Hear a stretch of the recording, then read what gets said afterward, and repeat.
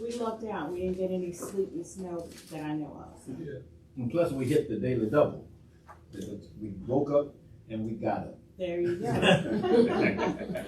So all reasons to be grateful. Right. And wanted to thank Ross for stepping in at the last meeting in my stead, so we appreciate that. And I know we've got some housekeeping to do. In January, we'll look at the returns and everything else, and we'll just look at that thing.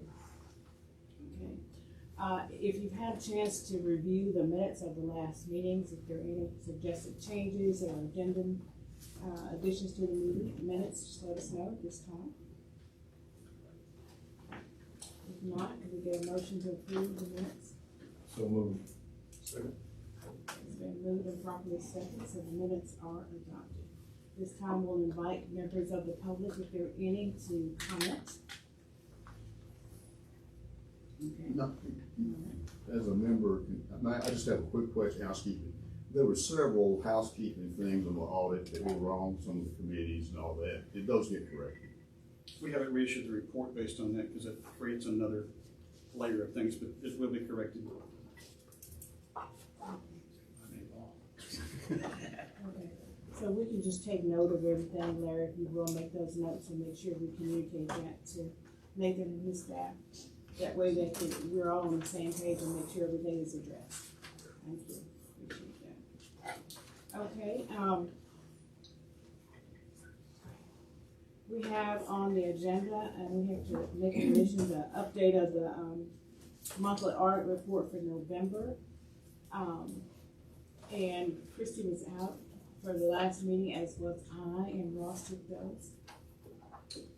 Just the update. Oh yeah, the update, and then I failed to do my homework, which I will redo, or I'll get done, and then we'll do it at the next meeting, if that's all right with everybody. So, no. Thank you.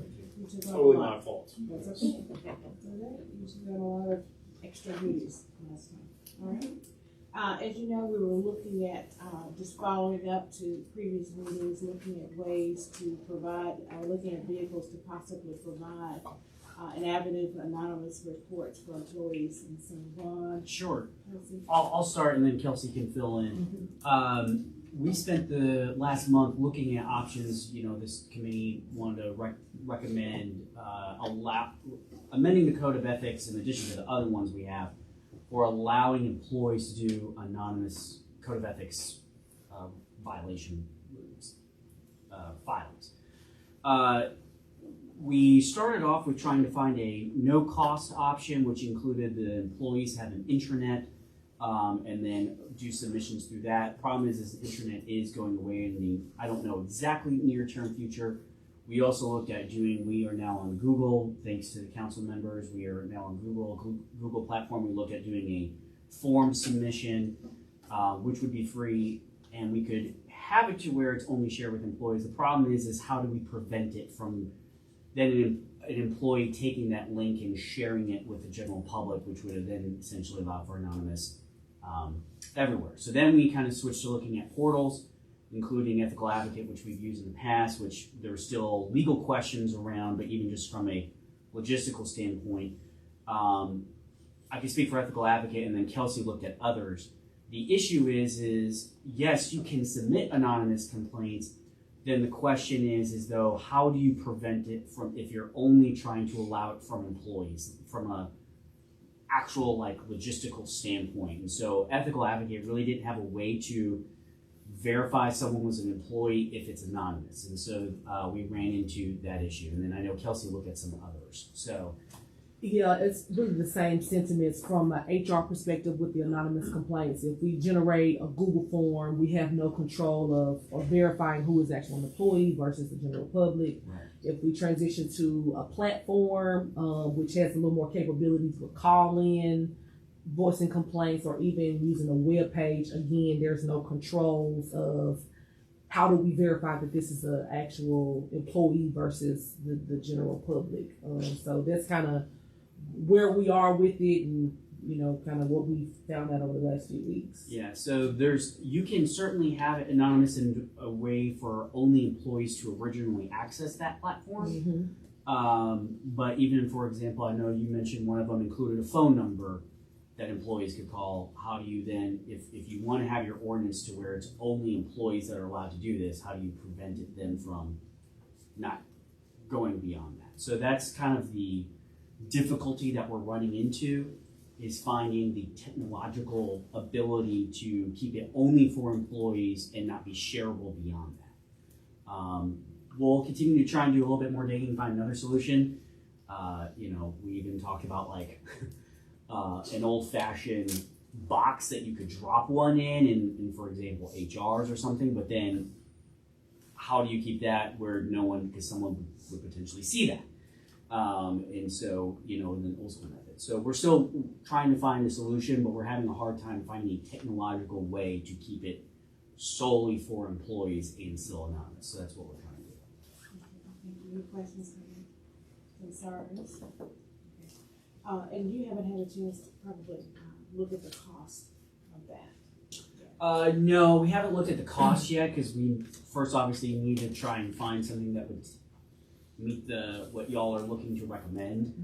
And so didn't even get into the cost point yet. All right, thanks. All right, any questions, discussion?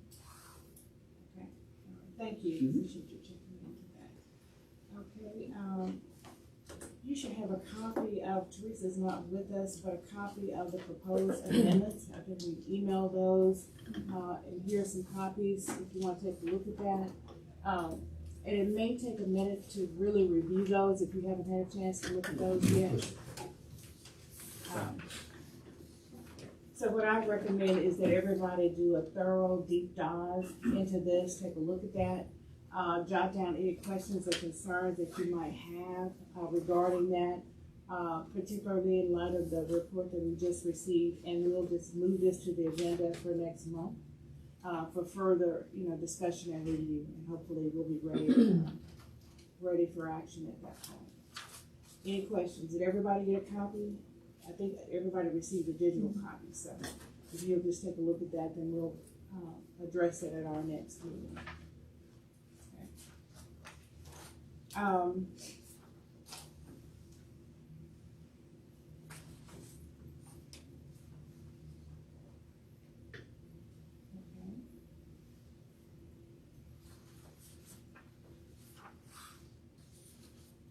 Okay, Nathan, if you would just kind of tell us where you are. I know you have not completed the plan of correction. It would be great if that's done, but just let us know where you are with that. So, I was talking to one of my, first of all, thank you, Dr. Robinson, for sending this to me Sunday so I could have time to think about it. I didn't even think about this. But I was talking to one of my friends, and who's also a finance officer for a city.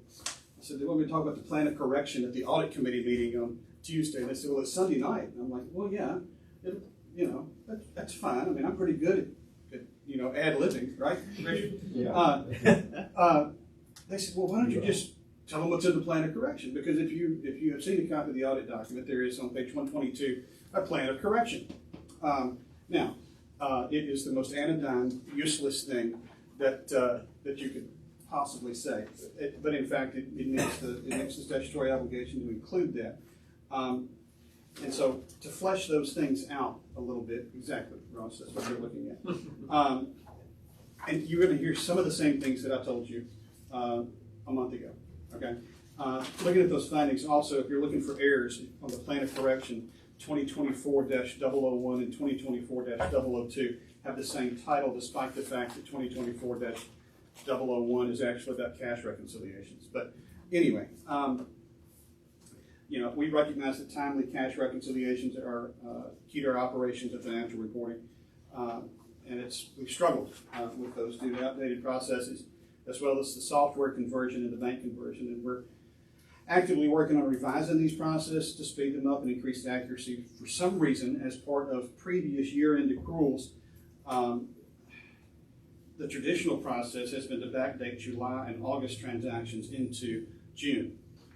You're looking at me like, why in the world would you do that, right, Mr. Charles? The reason was, I think at some point in the very history of the software and processes in the city, the software was not capable of recording the expense in the prior year, but showing the cash disbursement in the current year. I think that's why that happened. Now, that causes a great deal of confusion because you have to reverse those transactions manually at the end of the year. Software has been capable of handling this process for many, many years, even the old software that you guys had before you switched to Tyler, but they weren't using it. And software will handle this from now on for those expense accruals going forward. Most of those expense accruals going forward. There are a couple of them. Payroll accruals will have to be handled manually, so will benefit accruals, and then a couple of other things. But there is honestly a formula to do that. Why would payroll and benefits not be able to do it? Because let's assume that we get paid on July 7th for the previous pay period. We've got to figure out how many days are in how many are in June and July, and it's just math at that point. Because the software for an invoice, the recording date for an invoice is the invoice date. But we don't write checks for individual days. We write checks for a whole pay period, and part of that pay period is in the previous fiscal year. Those days have to be accrued, or actually part of the pay period's in the next fiscal year, so those days have to be accrued into the next year. So, and that's not a big deal, Larry, at all. Well, it's not a big deal, but I hate to put in an accounting system software, and the first thing you gotta do is make manual adjustments. No, but nobody's does this. I mean, this is not something that you buy. You don't buy a piece of software that does that. No one does it, then we shouldn't do it. Right. Well, I think it's a great idea, but it would also require you to do to calculate the payroll on a daily basis in order to accrue it, and we don't do it. We just do it as a lump sum. We make a couple of assumptions. Revenue recognition of related receivables, that's number 2. This basically concerns receivables that we carry on our balance sheet, and we adjust them annually to account for what we expect to receive or what is collectible. Those are things like property tax, court fines, and fees. This is an asset, but it's worth remembering that this is not actually cash at the moment that we're talking about it. We're evaluating our existing processes for this, many of which are antiquated based on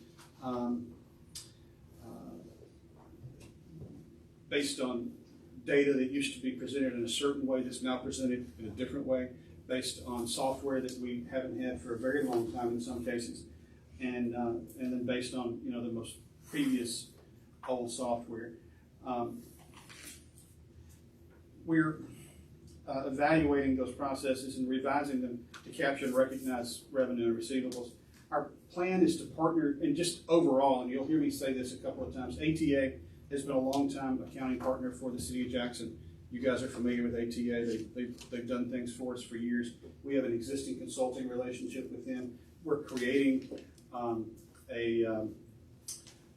engagement with them to actually help us go through a couple of these things to say, are we looking at this correctly? Are we?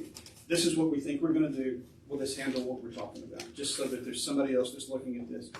Partner with them to verify our process, to document, and also, if it's necessary, those people can do a little training on our accounting staff to make sure they're capturing that information. Finding number 3, expenditure and expense related liabilities. This is essentially the flip side of the previous finding, but it's overall a lot easier to manage. The first portion is an absolute error. If you look at the first portion of that finding, that relates to trying to use the legacy accounts payable system and the Tyler system at the same time. You ended up with a duplicate transaction. In fact, it didn't occur. Accrued wages, again, Larry, are easily calculable, and Tyler should handle most of the other accrued liabilities. We'll work again with ATA to make sure that we capture all the potential accrued liabilities that we've got. But that's a fairly good fix. Interfund balances, that may be cleared before the end of the month. Number 004. For years, the City of Jackson used interfund balances to simulate pooled cash. It was, anybody know what a Rube Goldberg machine is? It is the hardest, what is the hardest way to build a mousetrap? In some ways, that was how they were simulating pooled cash. It worked fine as long as you took care of all the pieces and did all the entries that you needed to do, but it was an incredibly manual process. Since we switched to Tyler, which actually has pooled cash built in, we don't have to do that, but those old interfund balances are still carried on the balance sheet and those need to be cleared up. We met with Malden Jenkins in November to talk about that, and we wanted to actually finish entering our adjusting journal entries for FY24 before we tried to correct the interfund balances in FY25, and so that's sort of where we are. Number 005, timekeeping discrepancies. First of all, this particular finding was related to a certain incident that was taken care of more broadly, and Kelsey's going to nod along with me. We've talked about some of these things, making sure, and this is a control thing. Ms. McKinney, we may end up speaking some about how to address some of those controls, especially for what we are calling, what do they call those people that the schedule? The ones that have the schedule just filled in. Advanced scheduling. Especially when it comes to advanced scheduling. There may need to be some controls developed to make sure that we are accurately evaluating advanced scheduling. But by and large, this finding in 005 was about a specific incident that was identified, it was handled. We went through the judicial process and that was taken care of. Number 6 and 7 have to do with CSF-LRF, and that's coronavirus money. Previously, fundamentally, CSF-FRF quarterly report should show actual expenditures. Previously, the city had reported expenditures based on the purchase orders issued, which is an encumbrance rather than an expense. Those of you, Mr. Charles, I want you to nod at me occasionally to make sure, because Jay's like, those were encumbrances rather than expenses. And initially, when the city was reporting those, it was fairly easy to reconcile those as the expenses and the process went forward and purchase orders became obsolete because priorities changed. It very quickly became difficult to reconcile the report to the purchase orders that were issued because some things just weren't done. CSLFRF expects you to report actual expenditures and not encumbrances. And since October of last year, we have reported only expenditures and not encumbrances. And so we are actually complying with their reporting requirements now. There may be some cleanup to do before December 31, 26, when we actually have to have this closed out to make sure that we didn't misreport something. Because I haven't gone back. All I've done is caught up. But, and then number 7. So before we leave that one, could you give us next meeting a printout showing where we are today of what we know? We understand there's going to be a lot of things still questionable, but have we got 80% of it accounted for? Have we got 90? Have we got 60? And if we had a list of what we have paid so far, invoices, how much would that be? And a good guess at how much the total grant would come be. I can try, Larry. The problem is you're in 2 different accounting systems. Mm-hmm. They reported some of this in general fund and some of it in that grants fund. And there's going to be quite a bit of cleanup as we get closer to the end of 26. Well, and yes, sir, I can. but at least we know where we are. Yeah. You know. Well, where we think we are. Well, Pretty close to where we think we are. Yeah, pretty. Might be. Because we're talking about $22 million here, give or take, aren't we? Well, part of it, I mean, the 13 million is the part that you could actually do whatever essentially you wanted to with. I hate to say it that way, but that's Well, just what did we do with it? right. The other 9 or so is pretty much dedicated to the stormwater stuff, and that's much more closely accounted for. That'd be good. Yeah, I mean, we know that. Let's see. You got me off my stride. Yeah, I was successful. I keep trying to do that. But I'm not seeing flustered, do I? No, Okay. you have Okay. to. Okay. I don't want your mother mad. And so, number 7, CSLFRF, allowable cost and compliance. This is a process-based finding. Part of it is documentation, especially early in this process and through a couple of other minor, it's not minor, nothing that's more than $1,000 is minor to me. I don't know about your life, but there was some documentation missing for some of the transactions. None of them were questionable transactions. There was enough documentation, if you read that finding, there was enough documentation to support it, It just did not have the documentation, all of the documentation that they expected for those transactions. A couple of things have happened. Our new system includes the document management part of this. Every single document that relates to a transaction is captured, all the way from the quotes that go into it to the purchase order that's issued, to the invoice that's entered, signed, coded, to the check that goes out. We have an image of everything through the whole purchasing life cycle of that thing, which means supposedly everybody scans what they need to scan when they're supposed to scan it. There's not going to be a matter of somebody going through a folder trying to find the right document. It should be easily produced. Okay. Yeah, my question with that is, are there internal controls so that we don't wait until it's audit time to figure out something is missing, some documentation is not there? So yes, and there's a two-part answer to that question. First of all, right now, our purchasing process requires for anything of any substantial value at all that you have multiple quotes to justify why you picked this, unless you can justify why there's a sole provider. In some cases, it doesn't make any difference. But if a purchase order is required, and that's anything over $2,000, any single item over $2,000, that has to be, you've got to upload documentation to the system to substantiate the cost of that purchase order. That then goes through purchasing. There's a budget verification now there to make sure that the budget exists for it. And the life cycle of that purchasing transaction requires all of those things. Now, you asked an interesting question, and we may come back to this later. Is there an internal control that is documented to require this to happen? I'm sure there is. The state law requires there to be. Have I located it? I'm sure we have it. So, we're evaluating our existing processes, many of which are antiquated, and revising processes and controls to accurately capture and recognize those types of transactions. We are going to work with our partner at AT&T. I mean, ATA, not AT&T. We're getting rid of AT&T. Did anybody hear that? You hear me now?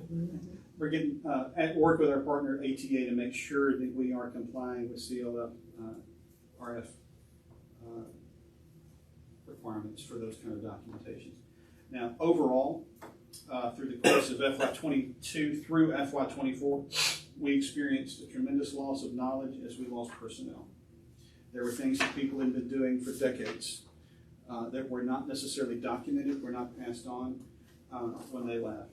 Our goal through the FY25 audit, and certainly by FY26, is to revise those existing processes that exist and are antiquated, outdated, or no longer relevant, and to develop new processes when necessary, new controls when necessary. ATA is familiar with our old processes. They're familiar with our current accounting structure, and we do have an existing consulting relationship with them. We'll work with both Malden Jenkins so far as their independence as our auditors allow. They've been very helpful. They're more, you can't ask your contract auditor, how do I fix this? You can say, this is what I'm going to do to fix this. Will it work? And they're like, yes. They'll help a lot, but they can't do it for you. You can hire somebody else to do it for you, or to help you do it, certainly. And so far as their independence allows, Malden Jenkins, and then also ATA to make certain we address as many of these findings as possible for FY25. Some of these can be addressed for FY25. Of course, we're running against a clock here for FY25. There are some things that are going to show up in FY25 that is just beyond our control. It is amazing to me, by the way, and this is an aside, that budgetary noncompliance was not listed as a finding, but only in the management letter. I don't know if you guys noticed that.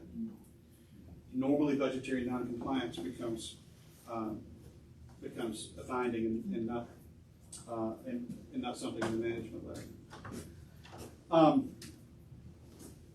I want to set expectations on that.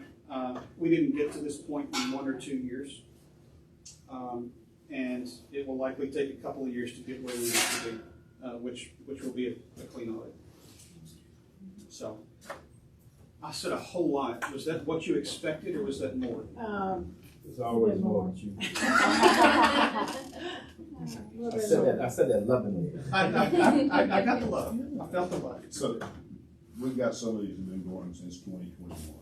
Yes, There's sir. a good chance that 3 or 4 of these are gonna be in 2025. It's a good chance that 2 or 3 of those will be in 2025. I'm hoping to eliminate 1 or 2 of those. And what is the reason that they will also be in 2025? Because FY25 is done. We were done on June 30th, 2025. And if it was a problem then, there's only so much we can do. We can make some adjustments, especially it's possible we can capture or correct the receivable and accrued liabilities. But we'll see. I'm just trying to be realistic. I don't want to be anything other than that. Would this big question mark affect what you think our fund balance might be? No. Fund balance is accurate. Well, Close enough. it's accurate with all the caveats I'm going to give you. Yes, sir. So, And the same issues that we're experiencing for 25, since we're already into 26, that's why you're saying the 27 I'm thinking 27. audit is the clean, fresh. I'm hoping that 27 is going to be the one that we're going to be like, yeah, this is great. Because again, and I think I told y'all. But is that why 26 26 is still is iffy. still iffy because of It's going to be we're better. already- It's going to be It'll be better in better in 20. It's going to be better in 26. Okay. I told you guys the other day there were things that we identified in July, August, September that we are still doing right now that are going to have to be corrected.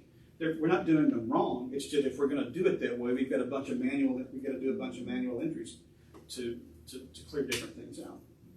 And we're still doing it because we haven't yet developed a process to capture things that we need to capture that doesn't create the need to create those later adjusting entries.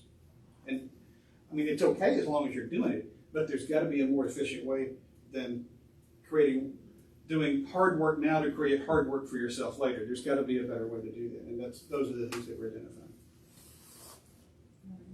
Thank you. Any other questions for Nathan? Charles, did you have a question with her?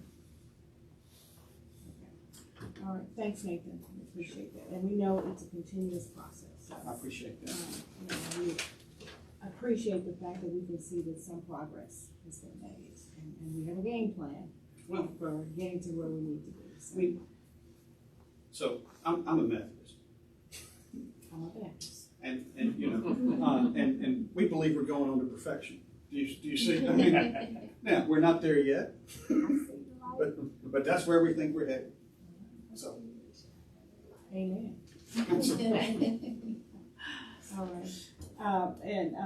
We wanted to invite to Monica to just kind of bring us an update. We wanted to see if what internal controls we have or we need to put in place that can help, identify some potential obstacles or some things that could become findings and address them prior to the audit. And so since, and we know that not every city has an internal auditor, but since we do, we wanted to look at the most efficient way of identifying and addressing those issues. I feel that, Ron, that, we've assembled a great team. And I think it's just a matter of just kind of massaging some things to make sure we're where we need to be. All right, good morning, everyone, and thank you for officially inviting me Sunday night. Listen, even though I'm here every audit meeting, to just delve a little bit into the internal audit world. And thank you, Nathan. Working in a fiscal director's role, I know it takes about 2 years before you can see that wheel turn, before you can see the light. You've seen that in the Methodist sun. I see the light. In the audit world, it's my job to assess and make recommendations on your processes. So once there is an external audit with deficiencies, such as we have, the plan of corrective action is pretty much our roadmap. That's our roadmap to resolve all the issues. So what Nathan has just discussed is what I would need to support him better. A detailed plan of corrective action, what position is responsible for curing these deficiencies, and then I can go in on a routine schedule and kind of make sure that the things that he's prescribed to cure his deficiencies are being done. And then if not, what can we do to best correct that? So once he completes his plan of corrective action and I have that in my office, then I can start working with his departments more specifically and making sure that, hey, they're doing the accruals properly, they're doing them on time, and that they have the support that they need, making sure that, you know, the duties are being segregated, making sure that, you know, he has the support to just cure those deficiencies. But that plan of corrective action is going to be key, and that's where we start. You know, we just jump in and look to see how we can support him better. And, you know, I'm on board. You know, I'm a team player for the city. I want us to be, you know, the best that we can be. Also, internal controls, just for cash control, has been updated since 09. Since 09. And that was one of the things that when I first got here, I noticed that if we had a policy, if there was a policy, if it existed, it was very antiquated. And so, you know, it's a building block process. We work on policies in the policy committee. It's a building block process. So once we have policies in place, then there are things for me to assess. We've started with our policy committee. We have several new policies in place that we never had before as a city. I mean, they just weren't any. When I go into different departments now, a lot of times it's not manuals there to say, hey, this is how we do it. It's a lot of, this is how we do it and this is how we've done it in the past, but there's no manual to support that. So we try and put processes in place to help them, you know, making sure that they're handling cash as safely as possible for us here in the city. So it's a building block process. So I have had plan of corrective actions from other departments before that have cured deficiencies that may not have made it to the external audit area, that may have been hot spots or weak spots that were strengthened before they became issues. And I know Nathan walked into kind of like the bee's nest, and as he worked through that, you know, we'll jump in and just support him. Okay. Any questions? Ms. McKay, are there anything that you've already, based off kind of your review of the audit for coming, you know, this next year, that you said, hey, based off our findings, that you're putting in place and you're going to start acting on immediately? So it's not for me to put processes in place. It's for Nathan to put those processes in place because he directs that department. But it's up to me to evaluate those processes. So that's where he is now. I have looked at the audit. There are several weak spots, but they've just been going through a lot of transition, and, you know, so once he gets those processes in place, then I could definitely support those for him. You know, it's been kind of, a lack of a better term, the Wild Wild West. And, you know, it's kind of hard to wrangle a plan in place when it's all over the board. And I think they're working toward that, so, yeah. Let me ask this. Yes, sir. I brought this up last city council meeting about the role and stuff like that. This is the way it seems to me like it ought to be. And it seems like it's really a reasonable way it's done, is that the city does whatever they do. And before it, in my mind, and before it gets to the external auditor, it should come to you. And you check it out, and if you see something wrong before it gets to them, you tell whoever, look, you need to change this right here. Just like being in school. A child in English says, I done went home. All right. The teacher says, no, you say, I have gone home. because the teacher wants to correct the student in the classroom before the student goes out in public saying that. And that's the way I look at this, is that you and the department does whatever, the city does whatever they do in preparing for the audit, but that it come by you, for you to see if you can pick something in there that might not be cool, or praise them for what they've done, and then it goes to the external auditor. Right. Why am I wrong with that? It would, in a perfect world, that would be, like the perfect process. But in the world of accounting and audit, there are so many facets. There are so many haystacks and so many processes that are needles in haystacks. As an auditor, I could go in and do a sampling of what they're doing, but that won't tell the whole story. So it's not like a magic washing machine where he can run everything that they're doing through my rinse cycle and it comes out clean. Because there's a process. So I could go in and test his accruals and look at some months and say, hey, you're doing well or you're falling behind, but that may not cure the issue.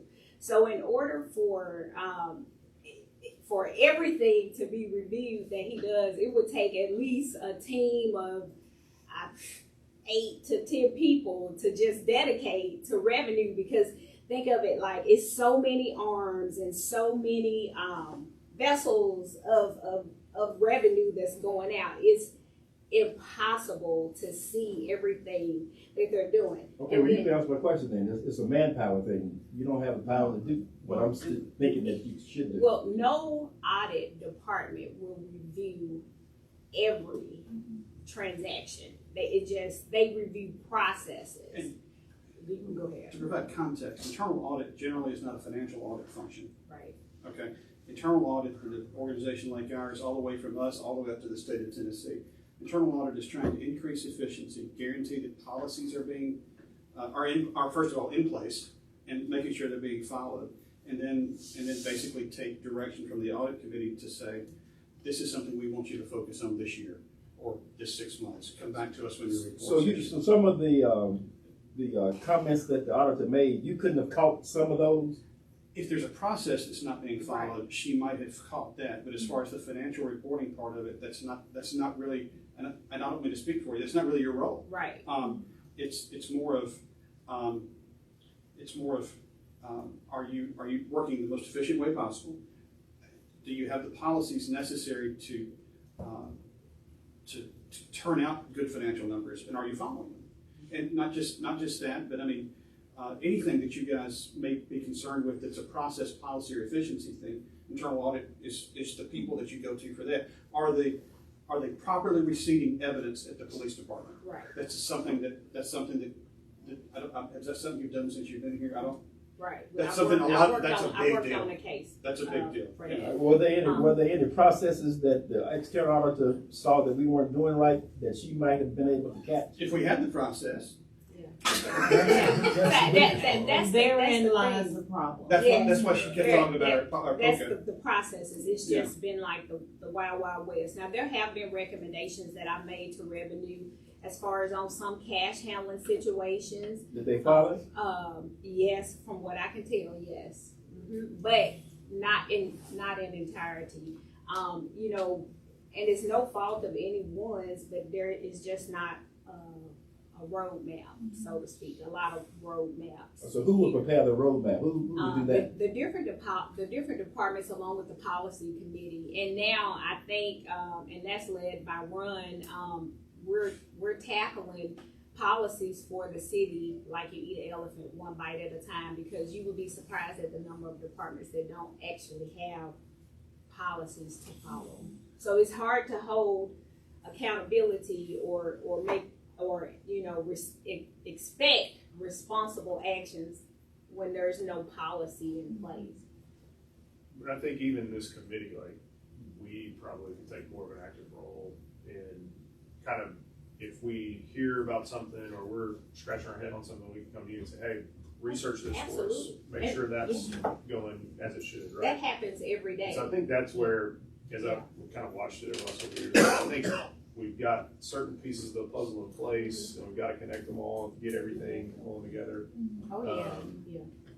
Now, and that happens because, I mean, even from, And internal I'm speaking more departments. internal, all this stuff, in- not necessarily, Internal departments, I get calls to say, hey, this may not look right or feel right. Can you check this out? And I will go out and look at it and delve in and kind of look at the process and see what's going on. I've been in areas where, the cash handling wasn't up to par. We've created plans, put safes in place to get, that department functioning well. So that happens, quite often from just, citizens and everybody. I mean, Mr. Rockland, I've been on a couple of hunts for him from the finance portal. Yeah. So yeah, if there is something, because there's one of me and I can't see it all, but if there's something that anybody, and that citizens included, see that, may not feel right or you just want to check out, that's definitely, my world.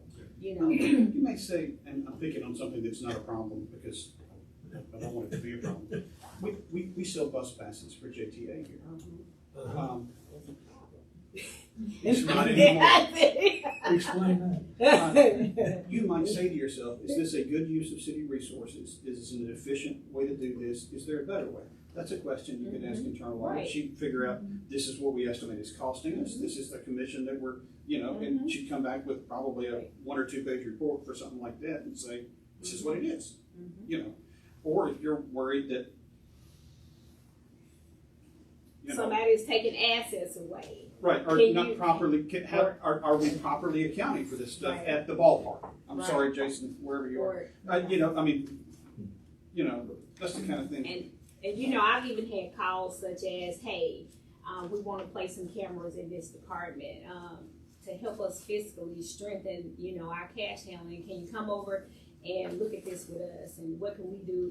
Stuff like that. I always address those, or we want to look at reconciliations to make sure. And that's one hot spot I do. I look at revenue inflow, and then I make sure that it's credited, and then also that it's credited on time. I do a lot of stuff like that. It's a lot. It's a lot for one person, because if it's something, retention or something like that, I've had a couple calls this week, I said, hey, it's the end of the year, before y'all start shredding stuff, call me to make sure, I've had a couple of calls, so, I make sure to support the departments in that area. But it's a lot. It's a lot for one person, and I do try to service everybody. If I get a call or a request, it don't go unanswered. I really touch base with them. Do we have for a job description written out for this position? I'm not sure. I'm sure There's it a job is. description I'm for sure everybody. it I is. think I'm that's sure been the it first is. place for this committee to start, is Yeah. what is our currently, what are we Yeah. saying? Yeah, Right. And I think, I guess, the question I have in how it, There's one for every role. Yeah. like the question with this position and the external audit, like, I would say, like, the majority of your job description is dealing with internal audit functions and the things Controls, that right. controls. But there are 2 lines, and this is where I'm just like, for sake of clarity, do we need to have these in place on this job description? And if so, we need to kind of make sure they're happening. If not, maybe we need to reassess the job description. But the 2, it looked like dealing with external audit, are it assist in coordinating work with external auditors and with other departments. Now, it's kind of vague, but it does refer to the external auditor, right? And then the second was conduct pre-audit and post-audit discussions with various management levels to evaluate audit findings and consequences. I'm assuming that's referring to our findings each year. And it's much what we're doing here. Right, that's what we're doing here, yeah. But I guess what is just, as we're, and not jumping too far ahead, but the next part is like our work plan. And that's where I'm getting at, like, where do we want the internal auditor involved in the external audit kind of going forward, so that, again, like to things that Councilor Donnell and others have said in the council meeting, like, how does that role, because it's a key role, very important role, how does that fit into the external auditing process? And I think since it's in the job description, there is an expectation. for their role to be played. So, if because of limitations of the office, that's not a possibility, then that would need to be addressed. But what we did last year, we looked at the findings of some of the departments that had been, delinquent, regularly.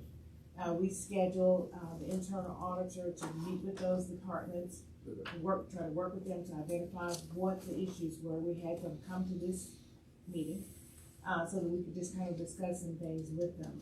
One of them was JTA. And I think, as a result of our meetings with them and our discussions with them, they were pretty much on target, I think, in terms of their reporting this year. So our plan, or part of our work plan, and this is a good segue into what we'll do next, is to look at those findings, identify, areas of need, either where there are gaps in policy or, procedures, are not being followed. And then what we'll do is just schedule a review of those areas, to see what the problem is. I don't want to assume that we know, but we'll see exactly what the problem is. And that way I think we can fine tune and see if there are policy issues. And I think as Nathan said very eloquently, sometimes the policies are on the books, but they're not being followed. And so, we need to find out, what those issues are, where those issues are, and then we can address them. The administration has been very good about, working with us to, look at those problem areas and just see how we can work through them. We're all kind of on the same team, we all have the same goal. And we know that some of those are based on the findings. So I think that's a good place to start. Just looking at those findings and just kind of working our way through them. Clearly, we're way off with the comptroller's, I see you, calendar. I think Richard was kind enough to bring us that calendar last year, but of course we're way off from that. And so what we need to do is develop a realistic calendar that we can adhere to as to how we move forward to address this. And I wanted to ask Ross and Richard to work with us on that. We'll be working specifically with Nathan as he's working through his plan of correction. And I know he's given it a lot of thought, probably lost a lot of sleep dealing with it. And so I think if we just kind of partner with him to identify those key areas, and we can see where the policies are out there, and then we can be in touch with the policies committee to see if we can just kind of address that. We've got to have policy that has to undergird everything that we do. We can't just jump out there and grab something out of the sky. And even though there are, a number of them, let's start with the ones that are identified problem areas in the findings. So, first of all, as far as the calendar goes, obviously, there's a pretty normal, regular routine to this that we're obviously not doing. We Ron and I actually had a very, very good conversation with Director of Local Government Finance about 2 months ago. They recognize that at least for this year and possibly next year, we're going to be off of the rhythm, and they're okay with it. They're not thrilled with it, obviously, but they also recognize, as I said to you earlier, we didn't get here quickly, and it's not going to be, and so that's worth being aware of and trying to find a calendar that will work. Appreciate the effort to do that. The other thing is, and I don't want you to forget to copy the management letter that also came in this bunch, as far as looking for things for an audit plan. Just some of them very low-hanging fruit.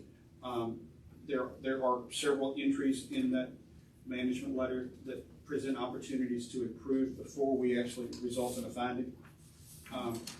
It was interesting because one of the things that was in that management letter is number 2. During documents, the city's during documentation and chart controls, we noticed they have not formally implemented several fundamental controls. You notice they said implemented. It doesn't mean that we necessarily haven't developed yet. So we need to. I think it would be a good idea to first of all, and this is I think certainly under your purview, is to assemble all. It was 09, 10, 11. Maybe after that, where the state actually required every city and county in the state to develop an internal control manual. That should be something that we have. It should be something that's easily accessible, and it should be relevant to the way that our operations are going today. not how they were when the manual was developed. It needs to be annually revised, I would think. I mean, or at least evaluated, right? And so, I mean, that would be an easy thing as far as to put in a work plan to say, let's identify all the existing documents and are they comprehensive enough to cover what we're doing now? That would help us a lot. I'll be honest with you. That would provide good help for us. And just fundamentally, if something goes wrong, and I don't know how many investigative reports you read from the Comptroller of the Treasury's office. I read all of them. If something goes wrong, they will generally say no control existed for whatever this thing that was happened. And when we implemented, when cities and counties implemented these controls, a lot of times they took a form and adapted it as best they could and turned it in because they were required to do so. And this is an opportunity to better ourselves and to better safeguard actual cash, but also the mission and of the city of Jackson. And so I would encourage you to let's make that part of what we're doing as well. And it's not just money. I mean, there's all kinds of things. I mean, that go into those IC policies. So anyway, I didn't mean to get off on that. And if I may add too, because internal audit is new. It's new across the state of Tennessee. I've talked to several different cities in the state. And internal audit is not very well developed. And I know as we develop plans and develop manuals, we can put in a lot of things that we think we might want to see versus what actually should be in the manual. And I would like to see us as a department study other municipalities so that we can get a feel for what the internal audit department should look like. Because right now we're just shooting, in the dark without a lot of form. And there are some cities that they got a plan that works, that supports, that actually helps the audit and support. And it's more proactive versus being reactive. Like now we're reactive. We need to fix what you got going on, but long term, we need a department that can kind of cut some of these issues off. I mean, we're looking at cash reconciliations. You don't want to do this, God bless you. If somebody occasionally outside of our department came in and said, is this reconciled? It doesn't have to be every month. Just say, within 30 days, these accounts should be reconciled. You could report to the audit committee that this wasn't done. You could drag me in here and say, why isn't this being done? And that is what we want to include in but you know what I'm saying. I mean, yes. That's the kind of thing, because fundamentally, cash should be reconciled within 30 days of the accounting period. And as we include those, we need to think about, as the word Mr. Donnell said, the manpower. Because audit departments with municipalities of cities like our size, they definitely have more than one person. It's just a lot. If the expectation is that wide for a team of one. And basically what we'll look at is building in, as I said, a calendar. We know everything can't be done all at the same time, but we develop a work plan as to, when, a particular area is surveyed. If an area is working well, you may only need to do an annual, survey. But if there's a problem area, you would need to address that early on and then have periodic reporting so that we can see that things are going well and we're not surprised or blown out of the water, whatever may happen at audit time. There shouldn't be very many real surprises that come out of the audit. I hope you guys weren't terribly surprised this year. I tried to prepare you. You did. Okay. Just a great job of preparing. We were not surprised there. I agree with everything that's being said here, but I think we need to go back to the basic, and I think this is true of every department probably in the city government, is that we do not have a good job description. There are job descriptions, I have copies of them. Some of them on this format, some of them on this format. They look kind of like when I told the manager I need a job description, he went and got one. So what we need to do, we don't even know what we were told to do. So we need a job description, and then after that, we need some accountabilities. We need to say, okay, here are the responsibilities under there, and then obviously set some objectives that we're talking about here that we want to get these. But to me, to try to do the objective without the foundation is kind of backwards. So what I'm suggesting is we spend some time of getting a job description and accountabilities for what we want our auditor to do. It might show that we need 7, you know. I just realized that Kelsey's no longer in the room. Yvonne, is that something we can? The job description? Yes. Yeah. Okay.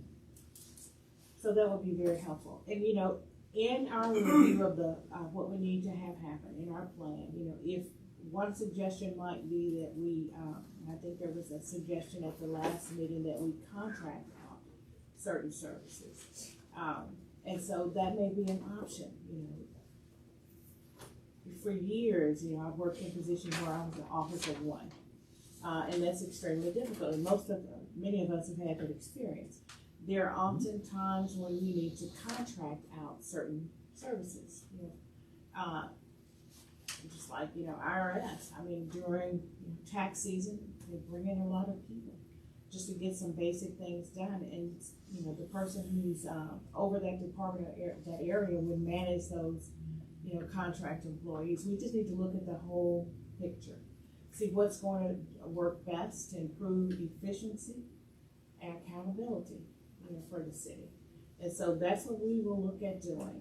You know, again, Ross, thank you. Richard, thank you for agreeing to work with Nathan.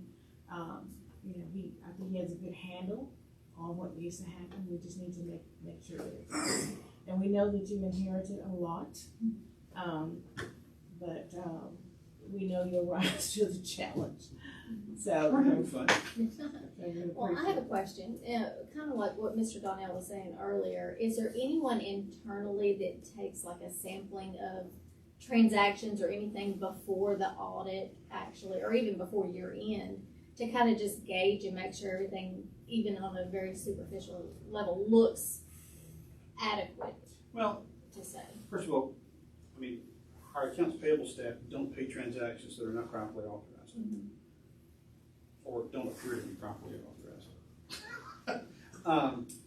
And so, I mean, at this point, every transaction should have all of the pieces, because they'll send it back in a heartbeat. And as far as that goes, I mean, we're not sampling things like certain types of revenue. We're not sampling them deliberately. I mean, we sample, what's the opposite of deliberately? Randomly. No, not even that. Sample randomly revenue transactions every day, just looking to see what the flow of revenue is, especially to see what kind of transactions we're receiving. But it's not it's not a distinct sampling. It's just we're looking.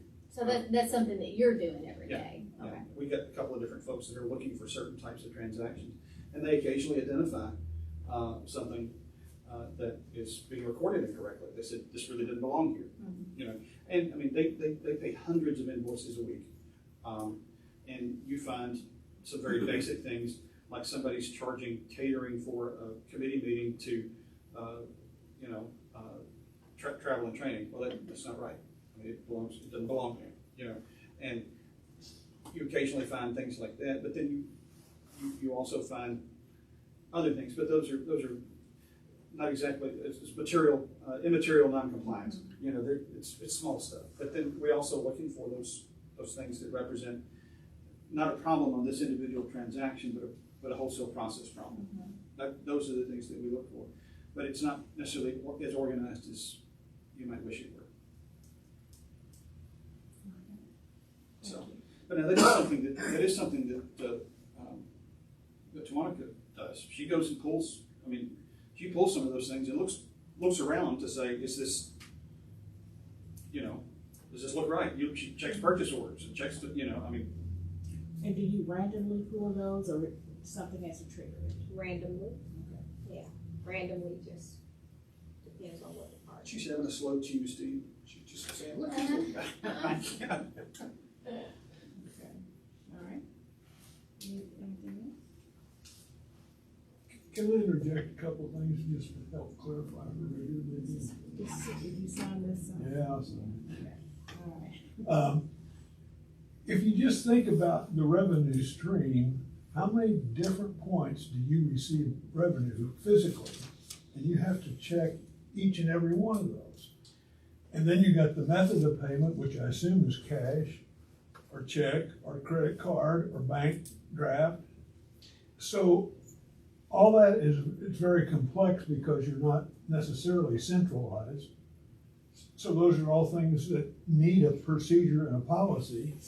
It's something as simple as you make a deposit every day of what you receive.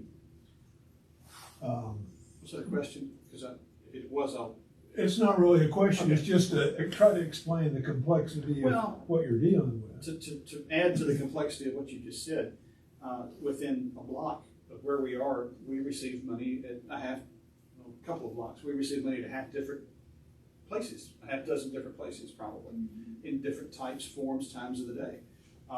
Carnegie takes money upstairs, Carnegie takes money downstairs, they take cash, they take checks, they take credit cards. There's not a policy there. Actually, you may have, after their little problem, you might have, I don't know, do they have one now? They have a better one. Okay. Yes. But It's still- they quit taking cash. every one of those locations should, as far as our control policies on cash, every one of those places is different. And honestly, they should all have a different policy on how they handle, reconcile, and remit cash. They should. Right. It's not the same. The ballpark takes cash in a half dozen different ways. And each of those ways is slightly different. I don't mean to make this overly complex, but the way that they handle money at the ticket booth is different than the way they handle money at the gift shop, which is different than the way they handle money at the concession stand. It just is. And I'm gonna say this, and I'm looking at the time, and we need to be mindful of that. But even in the most decentralized organization, there have to be some centralized policies, overarching policies. And so that's what we need to look at, for city government. Based on, it should be consistent with mission statement, but there should be some centralized policies, even in a decentralized organization. Otherwise, you have mass chaos. And we can generalize some of this, I think. I mean, but. Yeah. And the other thing I'll mention is, in 2 budget meetings ago, you mentioned that property tax was beginning to come in, and it's so busy that we can't process everything in the day we receive it. That's true. Okay, so what do you do It's with better what you now. can't process? Is there a procedure for that? And a policy? I mean, it's locked up and brought out the next day. Yeah, but I mean, that has to be. Yeah. And if that happens there, does it happen at other receiving locations? Probably not, but. And what's the policy? Is the policy that we process it within a 24-hour period, 48-hour period? I mean, what's the policy? If you can't do it it may not be reasonable to expect to do it within a 24-hour period, but what's the policy? I mean, we have a statutory obligation to get it in the bank in 3 days. So is that, I'm just curious, because that's a good problem to have when we're getting so much money and we can't process it the next day. Is that happening? Not now, not right now. Okay. It will happen again toward the middle and end of December. Okay. But as far as dealing with that, we're talking to First Horizon about lockbox rather than trying to process that stuff individually. It'd be a lot better. I mean, but anyway. Well, thank you. This has been a very productive meeting, and I think we have some guidance in terms of where we need to go. I think our priority needs to be, the work plan. We're looking at all the ancillary pieces that will contribute to that, and we have our team in place to look at that as well. We'll try to identify any gaps in policies that may have contributed to any of those findings. And if so, then we can forward those concerns to the policy committee for them to review those.